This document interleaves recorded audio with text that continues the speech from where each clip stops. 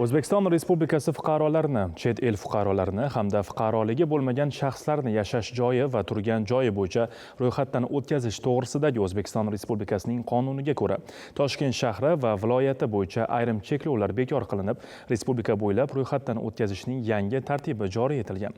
Unga asosan fuqarolar yangi yashash joyiga kelgan kundan boshlab 10 ish kun ichida ro'yxatdan o'tishi shart. Avval bu muddat 15 ish kunini tashkil etar edi. Batafsil navbatdagi lavhada so'z boradi.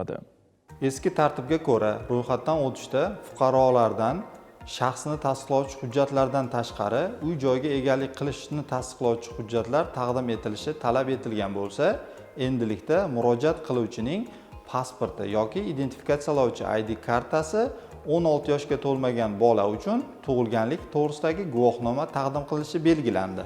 Avvalgi tartibga ko'ra turar joy mulkdori O'zbekiston Respublikasi fuqarolarini yashash joyi yoki turgan joyi bo'yicha ro'yxatdan o'tkazish to'g'risidagi arizani imzolash orqali tasdiqlangan bo'lsa, endilikda mulkdor tomonidan ro'yxatdan o'tkazish to'g'risidagi ariza Face ID tizimi orqali tasdiqlanmoqda.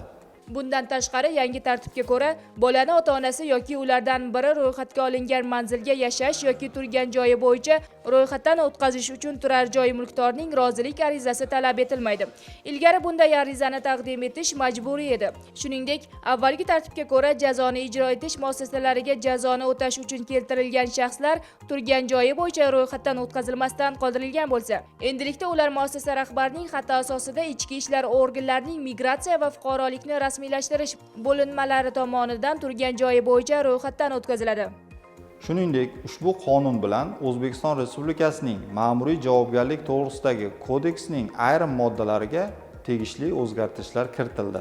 Bunda 18 yoshga to'lmagan hamda 60 yoshdan oshgan shaxslarga O'zbekiston Respublikasi ma'muriy javobgarlik to'g'risidagi kodeksining 223-moddasida nazarda tutilgan huquqbuzarliklar uchun ma'muriy javobgarlikka tortilmasligi belgilandi. Shu bilan birga pasport tizimi qoidalariga rioya etish uchun mas'ul shaxslar tomonidan fuqarolar, doimiy yashovchi chet el fuqarolari va fuqaroligi bo'lmagan shaxslarning shaxsini tasdiqlovchi hujjatlarsiz yoki ro'yxatdan o'tmasdan yashashiga yo'l qo'yilishi jarima qo'llanilishiga sabab bo'ladi. Yashash va turgan joyi bo'yicha ro'yxatdan o'tish qoidalariga rioya etilishini ta'minlash uchun ichki ishlar organlarining tayanch punktlari hamda mahalla huquq targ'ibot maskanlari, profilaktika inspektorlari mas'ul hisoblanadi.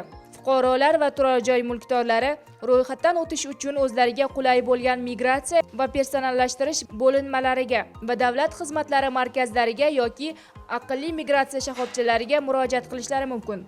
Shuningdek, xizmatlar yagona interaktiv davlat xizmatlari portali va elektron xabar berish tizimi orqali onlayn tarzda ham ko'rsatiladi. Umuman olganda mazkur o'zgarishlar fuqarolarni ro'yxatdan o'tkazish jarayonini soddalashtirish, raqamlashtirish va ortiqcha rasmiyatchilikni kamaytirish, shuningdek, fuqarolarning yashash joyini erkin tanlash huquqini yanada mustahkamlashga qaratilgan.